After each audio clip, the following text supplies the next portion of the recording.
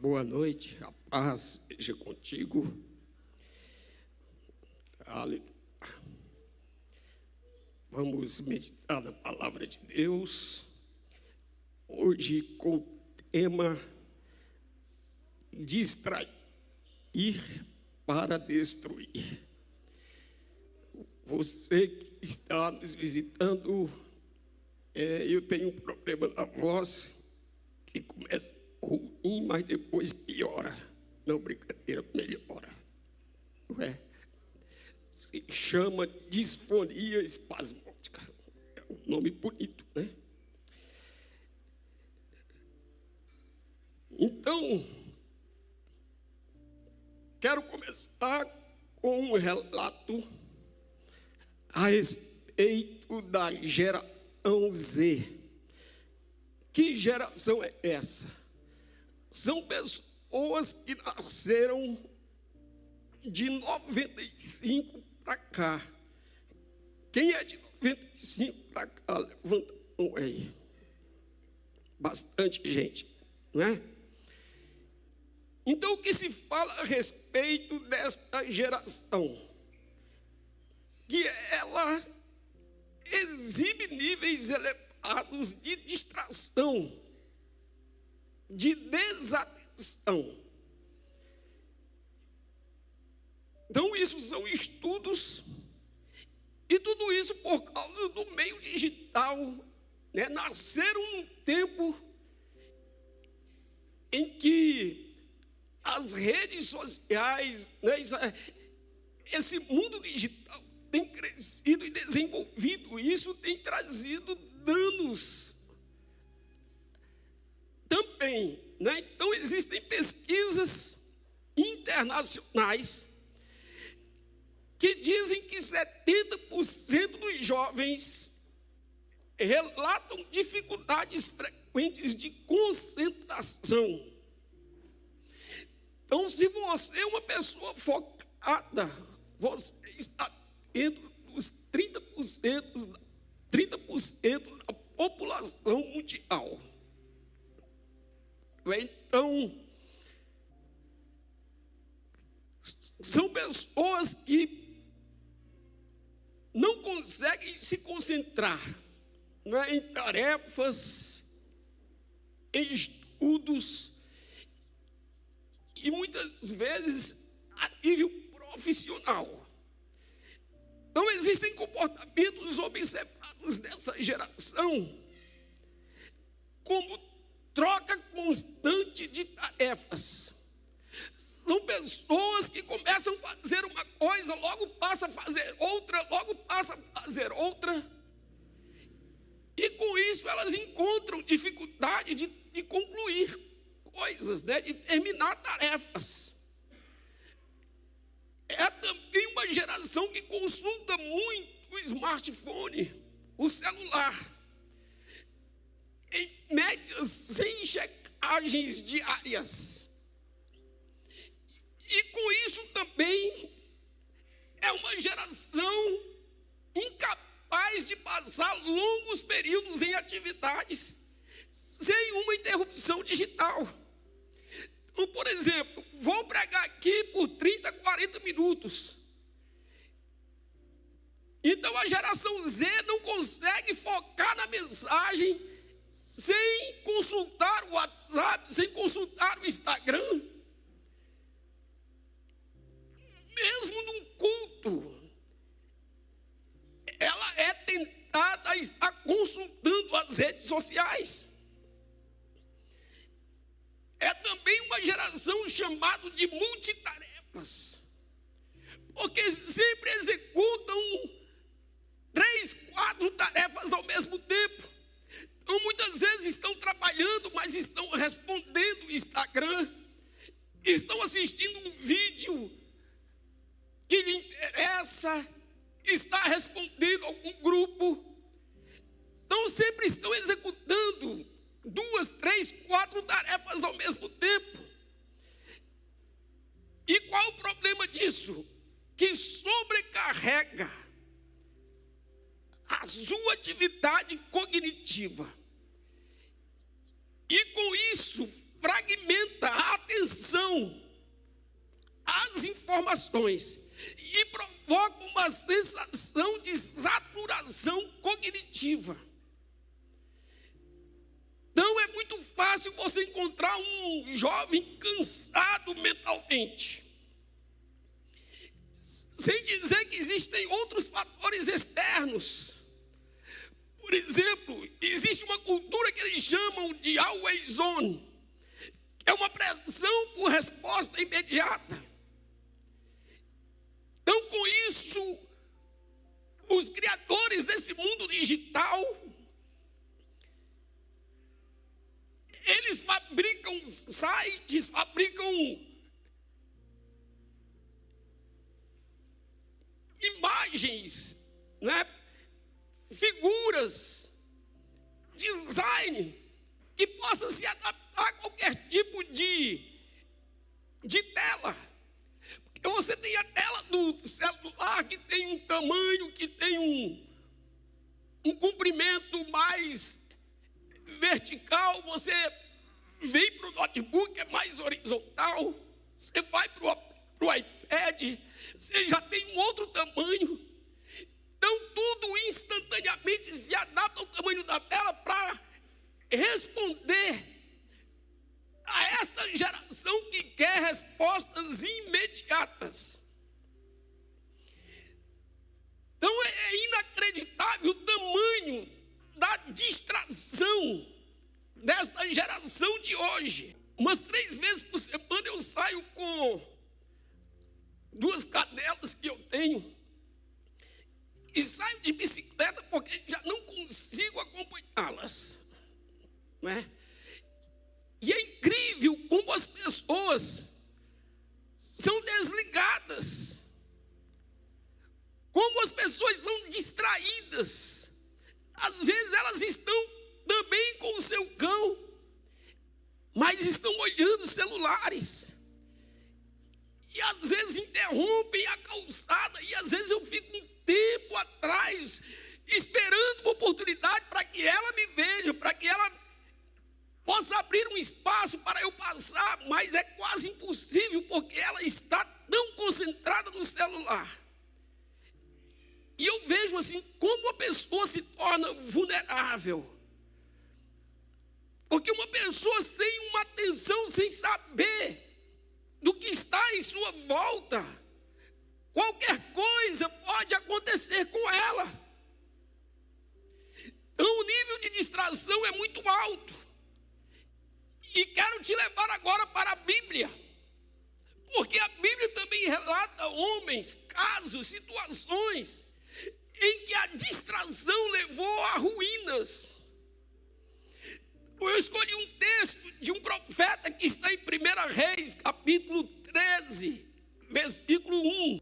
E eis que por ordem do Senhor veio de Judá a Betel um homem de Deus, e Jeroboão estava junto ao altar para queimar incenso. E ele clamou contra o altar por ordem do Senhor e disse: altar, altar, assim diz o Senhor, eis que um filho nascerá à casa de Davi, cujo nome será Josias, o qual sacrificará sobre ti os sacerdotes dos altos, que sobre ti queimam incenso, e os ossos de homens se queimarão sobre ti. Então aqui esse trecho mostra um profeta que veio de Judá a Betel profetizar contra Jeroboão em um santuário onde se sacrificava ali naquele lugar. Então quero voltar um pouco a história para que você entenda. Quando Davi morre, Salomão assume o reino. E no início Salomão foi muito bem, porque ele pediu sabedoria a Deus e Deus lhe deu. E o seu reinado foi um reinado de paz e de muita prosperidade. Porque quem tem sabedoria atrai prosperidade e atrai paz para si. Mas a gente não sabe o que ele fez com essa sabedoria no final do seu seu reinado. Porque de repente ele começou a se envolver com umas mulheres pagãs, povos que adoravam outros deuses. E quando menos se espera, Salomão também começou a sacrificar a esses deuses. A Bíblia relata que Salomão começou a sacrificar a Astarote, que era a deusa dos sidônios. Começou também a sacrificar Moloque, que era um deus dos amonitas. Também passou a sacrificar a Quemós, que é o deus dos moabitas. E entre outros. Então, à medida que ele se envolvia com essas mulheres, ele também se envolvia nesse nível de idolatria. Por um tempo, Salomão se distraiu. Tirou a atenção do Deus que lhe deu sabedoria, que lhe deu prosperidade e paz no seu reino. Então, por causa desse pecado, o reino também começou a desmoronar. E Salomão, por construir o templo, ele teve muitas demandas, muitos gastos com esse templo. O seu palácio também demandava muito custo. Gastava muito dinheiro com luxúria. E a solução que ele encontrou para isso foi aumentar os impostos, as cargas de impostos sobre o povo. E quando eu li esse texto, eu me senti no Brasil de hoje. E essa carga de impostos era muito pesada sobre o povo. Não vou falar de política, não, sabe? Dá vontade, mas eu vou me controlar, tá? Então o povo estava pesado, muito imposto, muita carga tributária. E Salomão então morre, e o seu filho Roboão assume o seu lugar. E quando Roboão assume o lugar do pai, a primeira coisa que o povo pede a Roboão: diminua os impostos, diminua a carga tributária sobre nós. Vamos ver isso, 1 Reis, capítulo 12, versículo 4. Eles diziam: teu pai fez pesado o nosso jugo. Agora, pois, alivia tu a dura servidão de teu pai e o seu pesado jugo que nos impôs, e nós te serviremos. Então, quando o povo roga a Roboão para diminuir os impostos, Roboão busca conselho nos anciãos, nos mais velhos que andaram com Salomão. E os mais velhos disseram: olha, diminui os impostos, e esse povo vai te servir com alegria. E aí Roboão vai aos jovens que cresceram junto com ele e toma conselho. E quando ele tomou o conselho dos jovens, os jovens lhe disseram: olha, aumenta essa carga tributária, põe para quebrar. Era tudo das faculdades federais, sabe?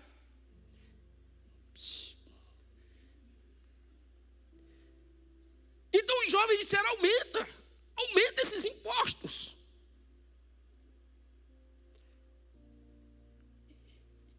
E aí, olha o que Roboão diz ao povo, no versículo 11. Roboão chega no povo e diz: assim que se meu pai vos impôs jugo pesado, eu ainda vou aumentarei. Meu pai vos castigou com açoites, porém eu vos castigarei com escorpiões. Eu vou dobrar, né, essa aposta. Então, quando o povo ouviu isso, houve uma rebelião. E o reino se dividiu. 10 tribos para um lado, e apenas 2 ficaram com Roboão, que foi Judá e Benjamim. E outras 10 tribos, porque Roboão reinava sobre 12 tribos. E nas 10 tribos levantaram Jeroboão, que era um oficial de Salomão, como rei sobre eles. Então o reino se dividiu, Jeroboão com as 10 tribos do norte e Roboão com as 2 tribos do sul, que depois se tornaram uma só, que foi Judá. Ora, veja bem, o templo construído por Salomão ficava em Judá, porque a capital era Jerusalém.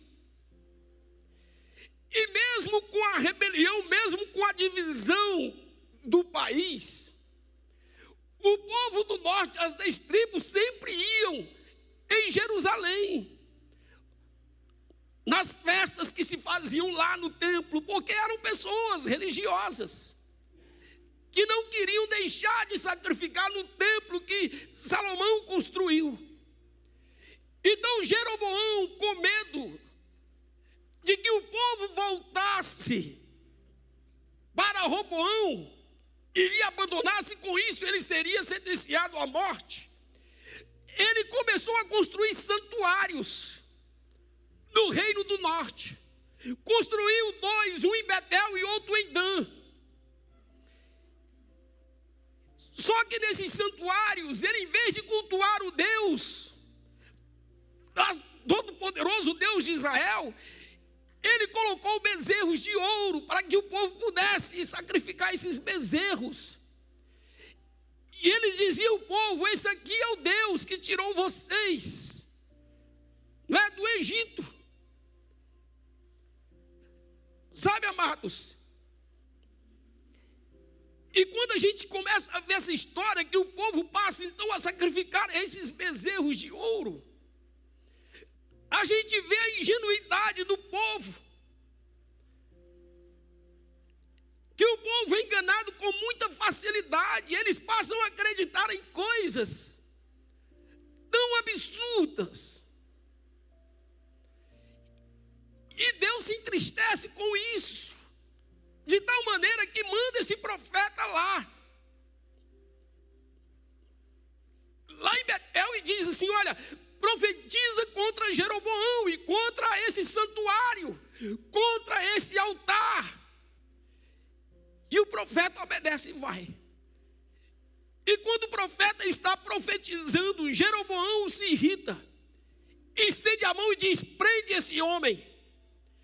E quando ele estende a sua mão, a Bíblia diz que a mão dele secou.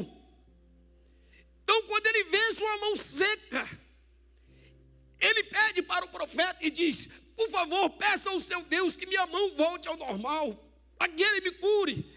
E o profeta ora ao Senhor e a mão dele volta a estar normal. E quando o Jeroboão vê esse milagre acontecer, ele convida então, o profeta para ir em sua casa. 1 Reis capítulo 13, versículo 7. Continua aqui: e o rei disse ao homem de Deus: vem comigo para casa e conforta-te, e dar-te-ei um presente. Porém o homem de Deus disse ao rei: ainda que me desses metade da tua casa, não iria contigo, nem comeria pão, nem beberia água neste lugar. Porque assim me ordenou o Senhor pela sua palavra, dizendo: não comerás pão, nem beberás água, e não voltarás pelo caminho por onde vieste. Assim foi por outro caminho, e não voltou pelo caminho por onde viera a Betel. E morava em Betel um velho profeta, e vieram seus filhos, e contaram-lhe tudo que o homem de Deus fizera aquele dia em Betel, e as palavras que dissera ao rei, e as contaram a seu pai. E disse-lhe seu pai: por que caminho se foi? E seus filhos lhe mostraram o caminho por onde fora o homem de Deus, a que viera de Judá. Então, irmãos, até aqui a gente vê o homem de Deus, o profeta, submisso a uma palavra, obediente à palavra do Senhor, que disse para ele: vai lá, profetiza, mas não come nem beba deste lugar, e nem também volte pelo caminho que você foi. Volte por outro caminho.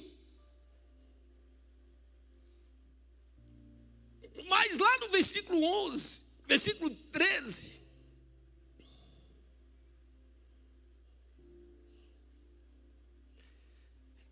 Diz assim: então disse a seus filhos, o profeta velho disse a seus filhos, quando ficou sabendo do profeta de Judá: abardai-me um jumento. E abardaram-lhe um jumento, no qual ele montou. E foi após o homem de Deus, e achou-o assentado debaixo de um carvalho, e disse-lhe: és tu o homem de Deus que vieste de Judá? E ele disse: sou. Então lhe disse: vem comigo a casa, e me come pão. Porém ele disse: não posso voltar contigo, nem entrarei contigo, nem tampouco comerei pão, nem beberei contigo água neste lugar. Porque me foi mandado pela palavra do Senhor: ali não comerás pão, não beberás água, nem voltarás pelo caminho por onde vieste. Então esse homem até aqui, ele estava firme na missão. A palavra que Deus lhe deu, ele estava submisso, ele estava agarrado nessa palavra, e estava debaixo de obediência. No versículo 18, e ele lhe disse, o profeta velho: também eu sou profeta como tu. E um anjo me falou por ordem do Senhor, dizendo: faze-o voltar contigo à tua casa, para que coma pão e beba água. Diz, porém, mentiu-lhe. Assim voltou com ele, comeu pão em sua casa e bebeu água. Então esse homem que estava debaixo de uma palavra de Deus, quando ouviu aquele profeta velho lhe dizendo: olha, eu também sou profeta, e um anjo veio e me disse: e você precisa ir na minha casa comer e beber. Deus não havia falado com ele. Ele estava ouvindo a voz de um outro homem. Querido, como isso é comum acontecer? Deus te dá uma palavra, mas de repente um amigo te dá outra. E você, de repente, distraído, começa a escutar o amigo e esquecer o que Deus te falou. Às vezes Deus te deu uma palavra, mas a tua necessidade fala mais alto. E de repente você esquece o que Deus te falou. E começa a ouvir a necessidade. Às vezes tem pessoas que estão debaixo de uma palavra de Deus, mas tem sempre um profeta velho ali rodeando. Sabe, te dizendo outra coisa, te tirando do propósito, fazendo você desviar do caminho. E se você se distrair, como esse profeta se distraiu, você cai no conto do vigário. E olha a consequência disso. Versículo 23, capítulo 13, versículo 23. E sucedeu que depois que comeu pão, e depois que bebeu, albardou ele um jumento para o profeta que fizera voltar. Este, pois, se foi, e um leão o encontrou no caminho e o matou. E o seu cadáver ficou estendido no caminho, e o jumento estava parado junto a ele, e também o leão estava junto ao cadáver. Ou seja, uma distração de propósito levou aquele homem a perder tudo. Foi morto, porque deixou a palavra de Deus e deu ouvido a alguém que ele nem conhecia. Então você precisa tomar muito cuidado com as distrações. Se você recebeu uma palavra de Deus, se mantenha firme nela. Por que Salomão teve um fim triste? Porque se distraiu com mulheres pagãs. Querido, a distração é algo terrível. Por que o reino de Roboão se dividiu? Porque se distraiu com jovens sem maturidade. E por causa de um orgulho, ou sei lá de quê, orientou ele a dobrar a carga tributária sobre o povo. Não teve misericórdia das pessoas. Jeroboão foi encontrado culpado por se distrair com ciúmes do povo indo a Jerusalém. Então qualquer coisa pode te tirar do foco. Você precisa ter uma atenção sobre isso, principalmente a geração Z, os mais jovens. O profeta morreu porque deu ouvido a um outro profeta mentiroso.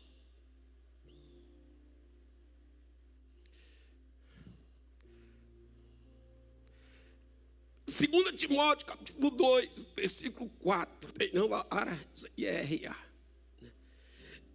Diz: nenhum soldado sem serviço se envolve em negócios desta vida, porque o seu objetivo é satisfazer aquele que o arregimentou. Nenhum soldado em serviço se envolve em negócios desta vida. Sabe, o que Paulo está ensinando para Timóteo: você precisa ter foco, Timóteo. Nenhum soldado que está numa missão pode se embaraçar, pode se distrair com coisas desta vida, porque você tem que ser fiel àquele que te chamou. Querido, o diabo só consegue destruir aquilo que primeiro ele consegue distrair. Antes do diabo destruir, ele primeiro distrai, porque é tudo que ele precisa. Sabe, quando você vê essas duas palavras, construir e destruir. Destruir é um prefixo de negação, de reversão. Então você constrói e daqui a pouco você desfaz o que você fez. Você destrói. Quando você vê essa palavra distrair e a palavra atrair. Atrair é você trazer para perto. E distrair é você levar para longe. Sabe, então aquilo que não atrai, distrai.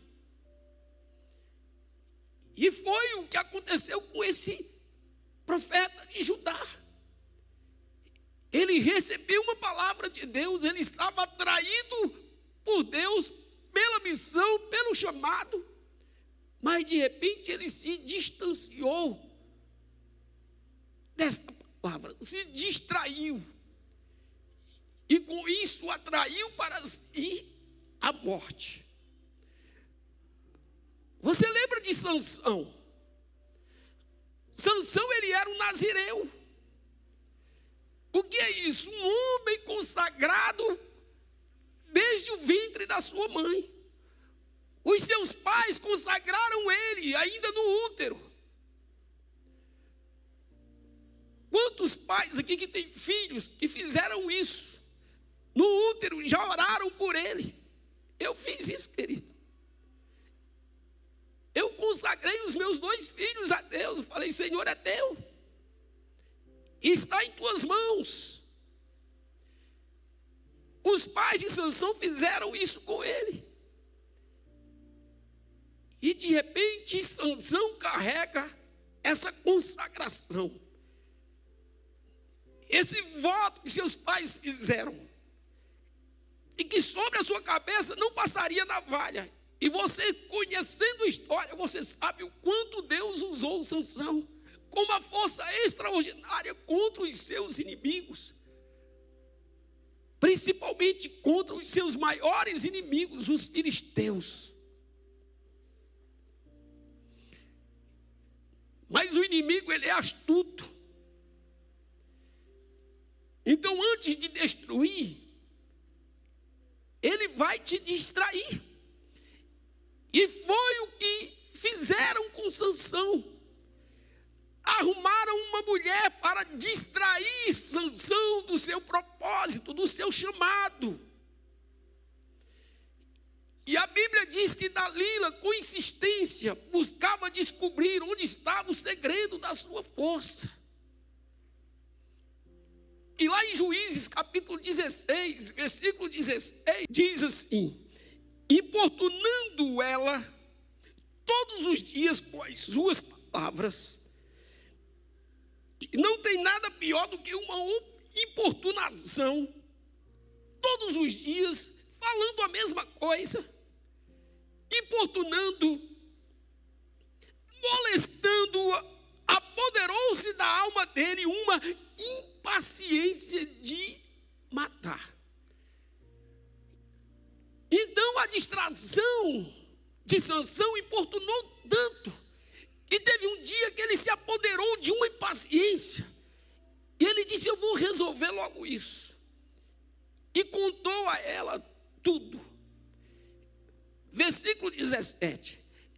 Descobriu-lhe todo o coração e lhe disse: nunca subiu navalha a minha cabeça, porque sou nazireu de Deus, desde o ventre da minha mãe. Se vier a ser rapado, ir-se-á de mim a minha força, e me enfraquecerei e serei como qualquer outro homem. E aí, se você é um nazireu, uma pessoa consagrada a Deus, se você é um crente, que você já entregou o seu coração para Jesus, nunca abra o seu coração para um filisteu ou para uma filisteia. Mesmo que você ache que ele ou ela é sua amiga, porque não existe comunhão entre luz e trevas. Sabe, o diabo, ele não é onisciente, ele não conhece os seus pensamentos, apenas Deus. E por não conhecer, ele vai te levar a se distrair de maneira tal que você venha abrir o seu coração para uma isca. E se o diabo conhecer onde está a tua fraqueza, ele vai usar essa sua fraqueza em seu favor. Não se distraia com Dalila. Ela é apenas uma isca do diabo para acabar com sua vida. Não foi isso que aconteceu com Sansão. E depois de ser distraído, ele foi então destruído. Furaram os seus olhos e colocaram ele como escravo. E a sua missão foi abortada. Porque ele se distraiu com o chamado, com a consagração, com o seu propósito em Deus. Deixa eu ler esse texto muito conhecido de todos, Lucas 10, capítulo 38. Indo eles de caminho, entrou Jesus num povoado. E certa mulher chamada Marta hospedou na sua casa. Tinha ela uma irmã chamada Maria, e esta quedava-se assentada aos pés do Senhor a ouvir-lhe os ensinamentos. Marta agitava-se de um lado para outro, ocupada em muitos serviços. Então se aproximou de Jesus e disse: Senhor, não te importas de que minha irmã tenha deixado que eu fique a servir sozinha? Ordena-lhe, pois, que venha ajudar-me. Respondeu-lhe o Senhor: Marta, Marta, andas inquietas e te preocupas com muitas coisas. Entretanto, pouco é necessário, ou mesmo uma só coisa. Maria, pois, escolheu a boa parte, esta não lhe será tirada. A minha versão diz assim, que quando Jesus fala, disse: Marta, Marta, você anda distraída com muitas coisas, e uma só é necessária. E Maria escolheu a boa parte, a qual não lhe será tirada. Sabe, irmão, sabe qual é o maior perigo da distração? É que a distração não é pecado. E a distração está sempre cheia de razão. E veja que Marta chega para Jesus e diz: Jesus, o que é isso? Olha o que está acontecendo. Eu estou aqui trabalhando, cuidando da casa, preparando lanche, recepcionando as pessoas. E Maria está aí aos teus pés, ouvindo a tua pregação. Manda ela me ajudar. Então Marta estava cheia de razão. E deixou de dizer: não é pecado trabalhar, arrumar a casa, recepcionar os convidados, fazer o bolo, preparar um suco, um café. Nada disso é pecado, queridos. Mas Jesus diz para ela: isso é uma distração, Marta. Porque neste momento eu estou pregando a palavra. E entre a casa e ouvir a palavra é prioridade. E Maria escolheu essa parte. Eu não posso tirar essa parte dela, porque é a melhor parte. Então deixa eu te dizer, trabalhar não é pecado. A Bíblia diz que o trabalhador é digno do seu salário. Mas muitas vezes o trabalho se torna uma distração para te levar a pecar. Porque quantas pessoas abandonam o culto, a igreja, perdem o temor e até mesmo o seu propósito, se distraindo com a desculpa do trabalho, com a desculpa da família, com a desculpa de cuidar da empresa, com a desculpa de conquistar um sonho, com a desculpa de pagar as contas, de construir uma estabilidade financeira. Nada disso é pecado. Tudo isso é necessário. Mas você tem que tomar cuidado para que essas coisas não sejam uma distração para te arrancar do chamado, do propósito, do alvo. Porque Salomão se distraiu e perdeu o foco, perdeu a missão. O profeta que nós lemos aqui de Judá se distraiu com outro profeta, perdeu a missão, porque perdeu o foco.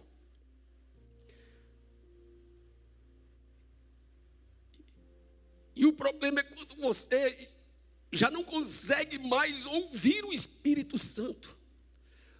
Porque distrair é se distanciar. É se distanciar. Quantas pessoas que pedem para prosperar. E quando Deus prospera, elas se distanciam do Deus que a prosperou. Se distraiu, se afastou. E buscar a prosperidade, isso não é pecado, isso é bênção. Mas se isso te fez afastar do Senhor, o afastamento do Senhor, isso é pecado.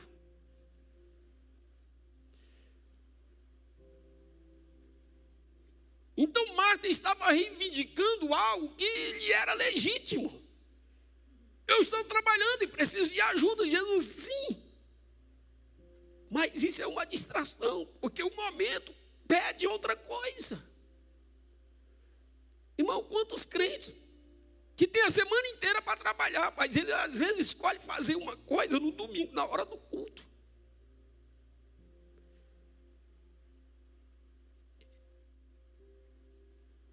Ele tem a semana inteira para ir no shopping comprar aquela roupa, ou sair com o filho, ou com a esposa. Mas ele quer fazer isso no domingo, na hora do culto. Se distraindo, se distanciando da igreja, se esfriando da fé.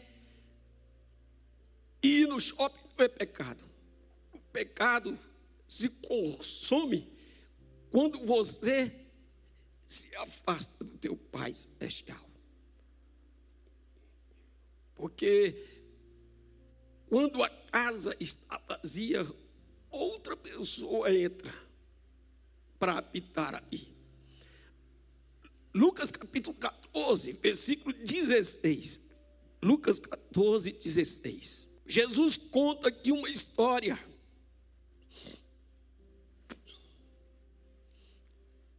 Jesus diz assim: ele, porém, respondeu: certo homem deu uma grande ceia e convidou muitos. A hora da ceia enviou o seu servo para avisar aos convidados: vinde, porque tudo já está preparado. Sabe quem são os convidados? Seus filhos, a igreja. Nós somos os seus convidados. A ceia, a sentar-se à mesa, ao banquete. Então, na hora da ceia, o Senhor envia seu servo para avisar aos convidados: vinde, porque tudo já está preparado. Quem crê, irmãos, que tudo já está preparado? Amém? Próximo. Não obstante, todos a uma começaram a escusar-se. Disse o primeiro: comprei um campo e preciso ir vê-lo. Rogo-te que me tenhas por escusado. Veja bem, comprar campo é uma bênção. Se ele comprou um campo é porque tinha dinheiro, houve prosperidade na vida desse homem. Mas esse negócio lhe distraiu. E ele diz: eu não posso ir à ceia, eu não posso ir hoje no culto, eu não posso ir à igreja, eu não posso responder a essa missão, a esse chamado, porque eu preciso cuidar do campo que eu comprei, eu preciso ir vê-lo, então eu não posso ir. Próximo. Outro diz: comprei 5 juntas de bois. Que bênção! Sabe, irmão, bois nesse tempo aqui eram veículos. Cara, você pode trocar isso aí. Comprei 5 carros, pastor. Estou mexendo agora com vendendo carro.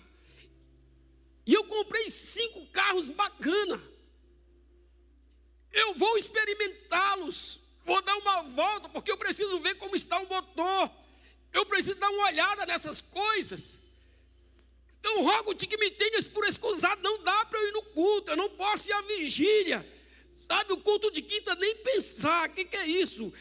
Eu estou trabalhando, eu estou fazendo um negócio. Acabei de comprar 5 carros, eu preciso revisar esses carros. Mentira dessas atividades. Próximo. Outro disse: casei-me, e por isso não posso ir. Pastor, acabei de casar. Eu estou de lua de mel. O que é isso, pastor? Meu filho acabou de nascer, eu preciso ficar 6 meses sem ir à igreja. Eu preciso cuidar da minha família, da minha casa, da minha esposa. Eu me casei. Mentira dessas coisas aí da igreja. Sabe, mentira dessa missão. Eu não posso ir. Irmãos, é a palavra de Deus que está dizendo. Eu não posso me distrair e tampar os ouvidos, fechar os meus olhos para aquilo que Jesus ensina e achar que o que eu faço é o que é correto. O que é correto são os ensinamentos das Escrituras. Próximo versículo. Isso é Jesus que está ensinando. Voltando o servo, tudo contou ao seu senhor. Então, irado, Deus se ira com essas coisas. O dono da casa, que é Deus, disse ao seu servo: sai depressa para as ruas e becos da cidade e traze para aqui os pobres, os aleijados, os cegos e os coxos. Sabe o que o Senhor está dizendo? Olha, então esquece esse povo. Vai e chama pessoas simples. Pessoas, de repente, que estão, sabe, exclusos da sociedade. Vai buscar pessoas simples, mas encha a minha casa. Porque pessoas que estão comprando carros, que estão comprando campos, que estão cuidando de empresas, abrindo empresas, estão fazendo muitos negócios, não tem tempo para se assentar à mesa, não recebem o convite de ir à ceia, porque estão muito ocupados, estão muito distraídos com esses negócios. Então vai em busca de pessoas simples, pessoas que ninguém, sabe, acha que não tem valor. Próximo, por favor. Depois lhe disse o servo: Senhor, feito está como mandaste, e ainda há lugar. Respondeu-lhe o Senhor: sai pelos caminhos e atalhos e obriga todos a entrar para que fique cheia a minha casa. Deus gosta de igreja cheia, irmãos. Ele se alegra com igreja cheia. Próximo. Porque vos declaro que nenhum daqueles homens que foram convidados provará a minha ceia. Você consegue sentir o peso disso? Olha como termina isso aqui. Pode chamar as pessoas simples, coxos, aleijados, os pobres. Deixa a minha casa. Porque os convidados não provarão da minha ceia. Os convidados não se assentará à minha mesa. Então, se você anda muito ocupado, ao ponto de não ter tempo para Deus, você precisa fazer uma autoanálise e olhar se você não está se distraindo com campos, com bois, com negócios, sei lá o quê.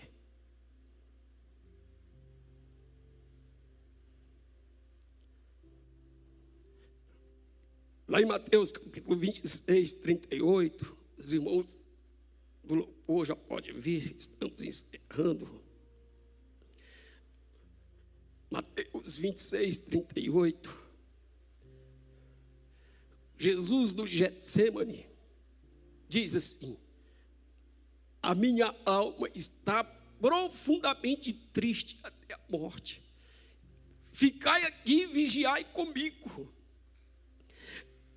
Adiantando-se um pouco, prostrou-se sobre o seu rosto, orando e dizendo: meu Pai, se possível, passe de mim este cálice, todavia não seja como eu quero, e sim como tu queres.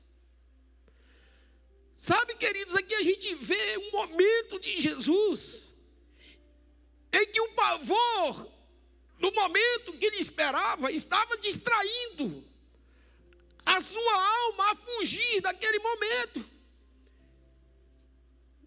Ele diz: Pai, se possível, passa de mim este cálice, porque Jesus sabia tudo o que lhe ia acontecer. Mas de repente Jesus traz de volta o foco, e ele foca novamente na missão, no propósito da sua vida, e ele rapidamente diz: mas que não seja feita a minha vontade, que seja feita a tua.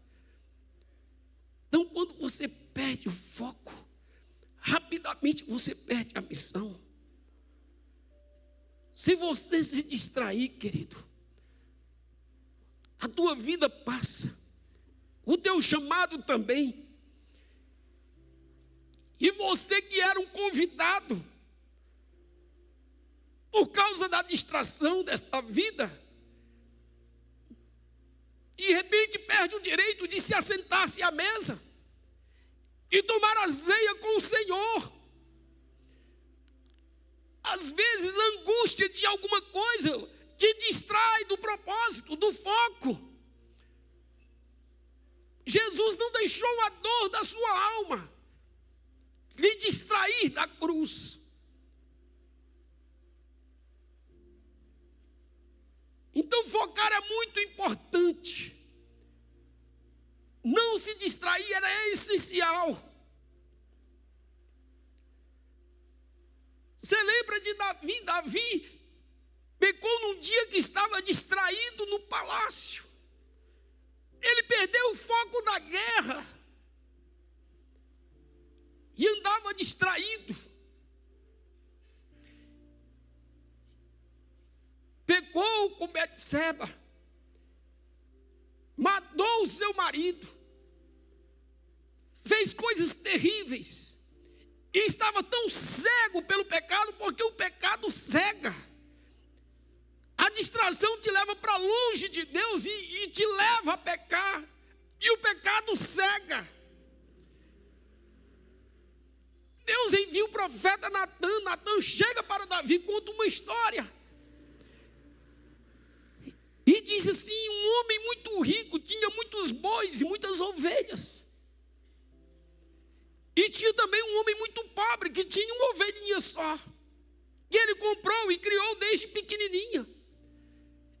Essa ovelha ele tinha como filha. Essa ovelha comia com ele no prato e bebia da sua água. E dormia com ele. De repente chega um viajante na cidade. E o rico, para recepcionar esse viajante, em vez de pegar uma das suas ovelhas, que ele tinha muitas, ele pegou a ovelha daquele homem que só tinha uma. Quando Davi escuta isso, vamos ver aqui, 2 Samuel, capítulo 12, versículo 5. Diz: então o furor de Davi se acendeu sobremaneira contra aquele homem, e disse a Natã: tão certo como vive o Senhor, o homem que fez isso deve ser morto. E pela cordeirinha restituirá 4 vezes, porque fez tal coisa e porque não se compadeceu. Então disse Natã a Davi: tu és o homem. Assim diz o Senhor, Deus de Israel: eu te ungi rei sobre Israel, e eu te livrei das mãos de Saul. E Deus começa a lembrar ele de muitas coisas. Sabe, querido, quando nós nos distanciamos de Deus, nós ficamos cegos e não conseguimos, sabe, perceber a realidade. Vivemos num mundo de ilusão. Davi não enxergava o seu pecado, para ele estava tudo bem. E quando o profeta conta a sua história, ele diz: esse homem precisa ser morto. Natã diz: esse homem é você, rapaz. Esse homem é você. Irmãos, como distrair nos leva à destruição. A gente vê Davi vencendo tantas guerras. Por que a história diz que ele não foi vencido pelo leão? Porque Davi estava focado em proteger as ovelhas. Porque Davi não foi destruído por um urso? Porque ele estava focado em proteger as ovelhas. Por que Davi não foi morto por Golias? Porque ele estava focado naquela luta. Tentaram até distrair Davi com uma armadura de Saul. Mas ele focado, ele disse: olha, eu não consigo andar com esse negócio. Deixa eu ir sem armadura mesmo. O diabo sempre busca nos distrair, para nos destruir. Saul perseguiu Davi tanto tempo para matá-lo. Davi nunca foi pego por Saul, porque ele estava focado em fugir daquela situação. Se você viver focado em fugir do pecado, o pecado nunca vai te alcançar. Porque o foco determina tudo. E a distração provoca a tua destruição.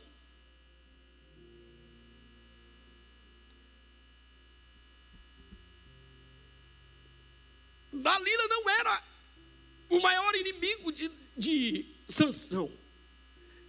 O inimigo de Sansão eram os filisteus. Dalila era apenas a distração. Então o diabo vai sempre trabalhar por distrações. Seja numa amizade, seja em negócios, em empresas, em trabalho, em estudos, em tantas coisas.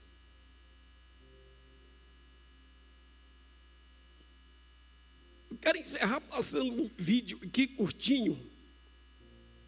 Se alguém apagar as luzes. Porque eu comecei falando da geração Z. Então, a respeito de Steve Jobs, ele fala a respeito, né, do foco. E esse homem, mais do que ninguém, tem gabarito para falar daquilo que mais prejudica esta geração, porque é o homem da tecnologia. E essas ferramentas digitais, como distrai essa geração de hoje? Você sabe que a maior dificuldade que os pastores hoje em dia estão passando, principalmente em igrejas grandes, é não estar encontrando pessoas para transicionar a igreja.